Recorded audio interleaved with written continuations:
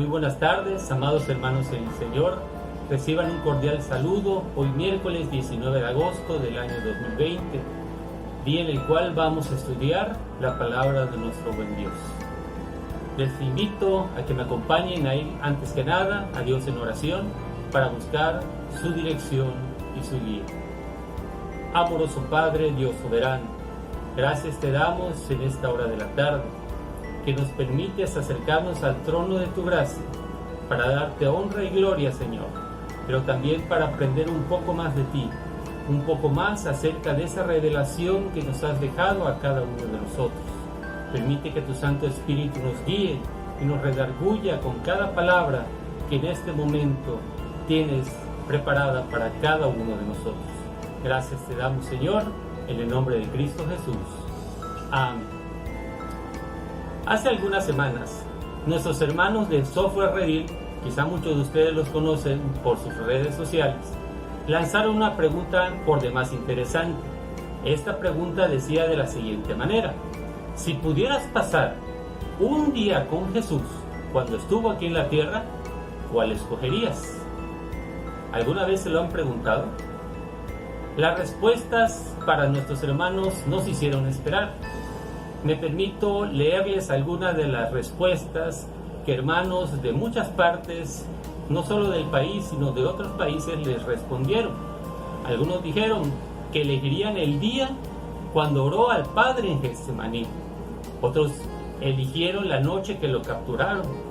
Otros cuando escribió algo en la tierra para saber qué fue lo que escribió. Otros cuando fueron bañados sus pies en perfume, una escena maravillosa. Otros cuando Juan lo bautizó. Otros en las bodas de Caná, quizá para probar el vino. Otros en el día de la tormenta, el día que caminó sobre las aguas. Otros eligieron la última cena.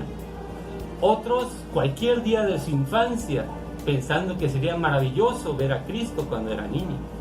Otro en el día de la transfiguración, el día que resucitó a Lázaro, o en su taller de carpintería antes de empezar su ministerio. ¿Se imaginan eso? Otros mencionaron el día que fue tentado en el desierto, otros el día del sermón del monte, o bien el día de su nacimiento. Hay tantos días que la gente derramó sus respuestas en ese momento, ¿sí? Ahora yo te pregunto, hermano, ¿cuál sería tu respuesta? Te invito a dejar tu respuesta en los comentarios. Si estás viendo este video en YouTube o en Facebook, déjalo en los comentarios, o bien si estás escuchándolo a través de un audio por WhatsApp, puedes dejar un mensaje en el grupo en el cual lo estás escuchando. Me gustaría que pudiésemos compartir cada uno de nuestras respuestas. Te estarás preguntando cuál es la mía. De todas las respuestas que la gente dejó en la página de nuestros hermanos de Software Redil, muy contadas fueron las que coincidieron con la mía: el día de la crucifixión. Quizá la posibilidad de contemplar ese momento tan dramático del sufrimiento, la muerte y la crucifixión de Jesús no sea algo que muchos estén dispuestos a ser testigos. Cuando salió la película En la Pasión de Cristo en el año 2004, estoy seguro muchos de ustedes la han visto. Recuerdo bien cómo la gente salía del cine llorando, visiblemente perturbados por todas las escenas de esa película. A mí nadie me lo contó, yo fui testigo en ese momento y aún no había recibido a Cristo en mi corazón. ¿Por qué mi respuesta es esa? ¿Por qué estaría dispuesto a presenciar ese momento tan dramático? La respuesta, aunque simple, me llevó a meditar sobre ello y a recordar el propósito de tan emblemático día. Y es por eso que en esta tarde te invito a que podamos reflexionar precisamente en el propósito del sufrimiento y sacrificio de Jesús en la cruz, para que al final podamos responder a conciencia esa pregunta inicial. En primer lugar, ese día, ese momento histórico, ya estaba escrito y establecido por Dios desde el principio, lo cual podemos leer al inicio de la Biblia, en lo que se conoce como el protoevangelio. En Génesis 3:15 dice: y pondré enemistad entre ti y la mujer, entre tu simiente y la simiente suya. Esta te herirá en la cabeza y tú le herirás en el calcañar. En este solo versículo, Dios no solo revela el maravilloso plan de redención para el ser humano, con el anuncio de la derrota de Satanás, cuando dice: esta te herirá en la cabeza. Entendemos que la simiente de la mujer, Cristo Jesús, sería el vencedor sobre Satanás, nuestro Salvador y Redentor, sino también leemos: y tú le herirás en el carcañal. Entendemos aquí que habla del sufrimiento y la muerte en la cruz de Jesucristo. Si lo vemos desde una perspectiva humana, yo como padre de familia, esto sería como ofrecer la vida de mi hijo para pagar la liberación de la cárcel de un criminal del cual tengo la certeza que en los próximos días va a robar mi casa. ¿Tú lo harías? Pues Dios lo hizo por ti y lo hizo por mí. ¡Qué maravilloso! El Padre dio el máximo sacrificio, su propio Hijo, por el amor a sus elegidos. Y eso lo vemos claramente al principio de uno de los versículos más conocidos de la Biblia, Juan 3:16. Porque de tal manera amó Dios al mundo que ha dado a su Hijo unigénito. El máximo amor, el máximo ser del universo, el máximo sacrificio por ti y por mí. En segundo lugar, el día de la crucifixión es el día cuando recordamos el sufrimiento del Hijo de Dios. Pero la mayoría de las personas, incluso cristianos, nos enfocamos en el sufrimiento carnal de Jesús.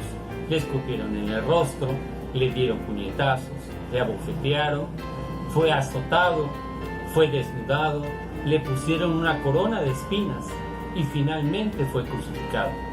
Pero el verdadero sufrimiento de Jesucristo no fue ese. Si leemos en Mateo 26:38, dice de la siguiente manera: entonces Jesús les dijo: mi alma está muy triste, hasta la muerte. Quedaos aquí y velad conmigo. Yendo un poco adelante, se postró sobre su rostro, orando y diciendo: Padre mío, si es posible, pase de mí esta copa, pero no sea como yo quiero, sino como tú. Aquí nuestro Señor Jesucristo ha mencionado: mi alma está muy triste, hasta la muerte. Aquí podemos ver que el sufrimiento de Cristo no empezó en el martirio, no empezó en los golpes, empezó mucho antes.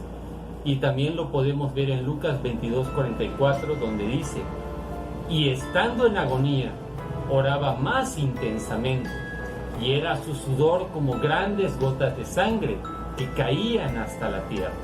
Aquí el doctor Lucas nos menciona cómo esa gran agonía, esa intensa agonía, era representada por esas gotas de sangre, ese sudor que caía hasta la tierra de nuestro Señor Jesucristo, ¿sí? Cuando él oró al Padre, era evidente que el sufrimiento ya empezaba a experimentarse, pero no porque en breves horas iba a ser azotado, iba a ser martirizada su carne, no, sino por esa copa que él mencionó al Padre. Cuando Jesús le dice: si es posible, pasa de mí esta copa. ¿A qué se refiere esta copa? La copa en la Biblia tiene un doble significado. Se usa como un símbolo de prosperidad o de la bendición del Señor, como podemos leer en los Salmos como 23:5 o 116:13. Pero aquí también simboliza la maldición sobre los malvados, la ira de Dios. Y este es el caso que se aplica a la copa que nuestro Señor Jesucristo menciona.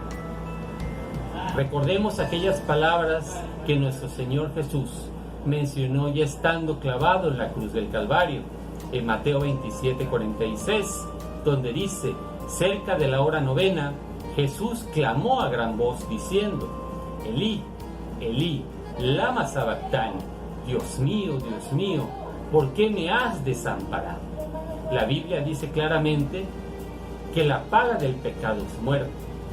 Y aunque Dios es misericordioso y amoroso, eso no quita su justicia. Lo que Cristo tenía que beber era la copa del castigo de Dios por causa del pecado. Jesús tenía que cargar en sí mismo todo el pecado de la humanidad. Un ser santo como Cristo se vería horriblemente sucio, espantoso y repulsivo, llevando todo el pecado de asesinos, violadores, inmundos, ladrones, mentirosos, etc.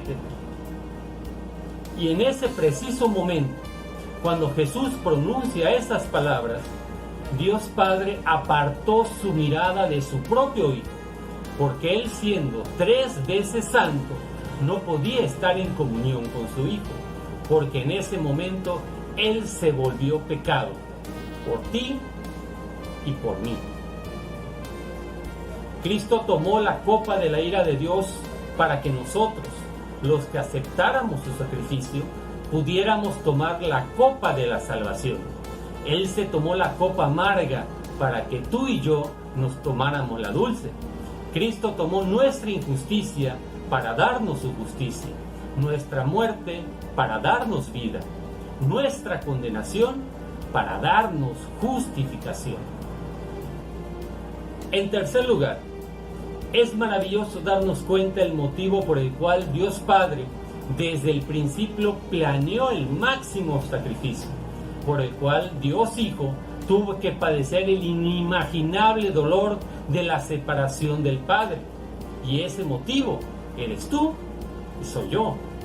En Isaías 53:5 podemos leer: mas Él herido fue por nuestras rebeliones, molido por nuestros pecados. El castigo de nuestra paz fue sobre Él, y por su llaga fuimos nosotros curados. Dios, desde antes de la fundación del mundo, nos escogió para que fuésemos santos y sin mancha delante de Él. Y esto solamente lo hemos podido lograr por la gracia de Dios y por el sacrificio de Cristo.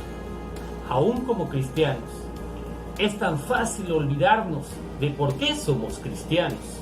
Y fue gracias a ese momento histórico por el cual nosotros tenemos paz.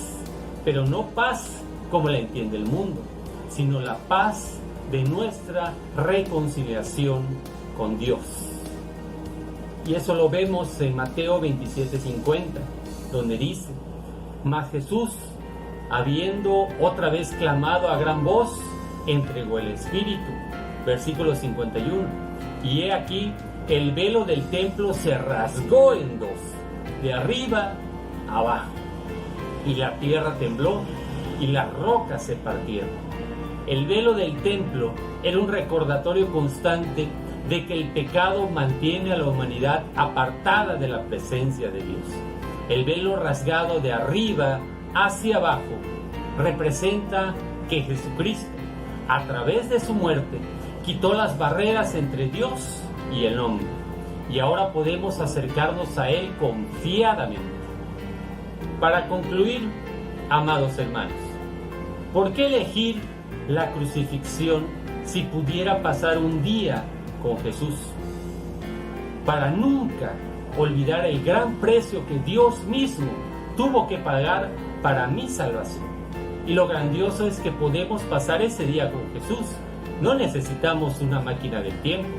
Basta abrir nuestras Biblias, meditar en su palabra y entrar en comunión con Él en oración, dejando que el Espíritu Santo nos lleve versículo a versículo hasta ese glorioso día.